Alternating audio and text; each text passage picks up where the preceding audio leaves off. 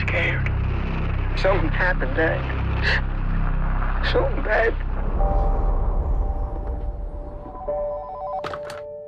Hello? Sir, I'm calling about your son. My son's in Iraq. Your son was in Iraq, sir. His unit arrived stateside 4 days ago. Anything you want to tell me? Why can't I go with you? He's holed up someplace celebrating. The last thing he needs is his mother walking in on him. I don't want to seem like I'm not concerned, but I expect your son will come stumbling in any time. Sir, I regret to inform you that a body was found last night.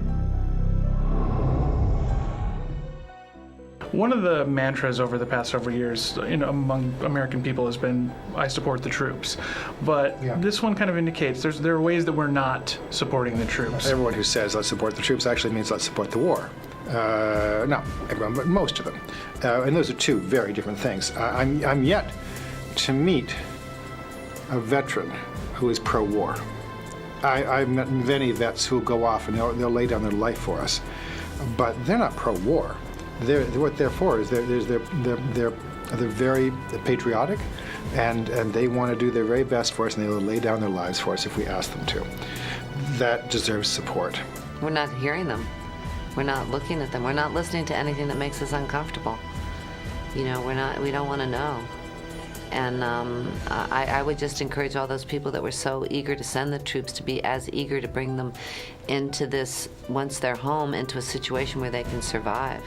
The bottom line is that we have a lot of very brave human beings over there, very young, and they're experiencing all of this, and they're coming back, and we're not giving them the tools. I think Walter Hill and all of that kind of, I think, started making people realize that maybe we should look at things a little closer, and I hope this movie will do the same, because this story, you can argue the war all you want, but this really happened. That kind of morning, huh? You gotta take that to military police. What? I'm trying to keep my son out of more trouble. Hey, I know you're busy, but all I need you to do is make one phone call to his bank and find out if he's made any withdrawals or used his credit card in the last week. Retired cop or just watched a lot of TV? Military police retired. Then you should know. Army has jurisdiction over its own personnel.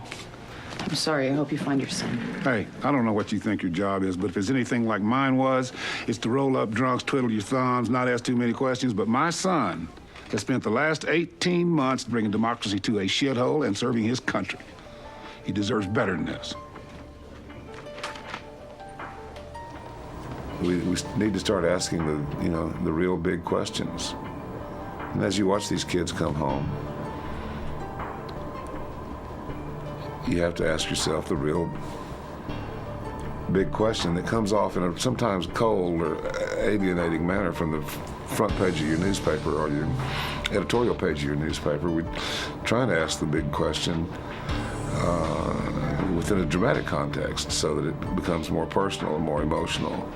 It's a question that's not going to go away. And what is that question? That question is, are you involved in a fraudulent war?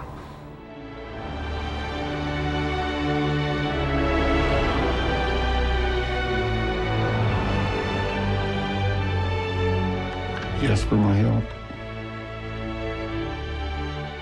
You're a good father. You don't have to prove you loved him.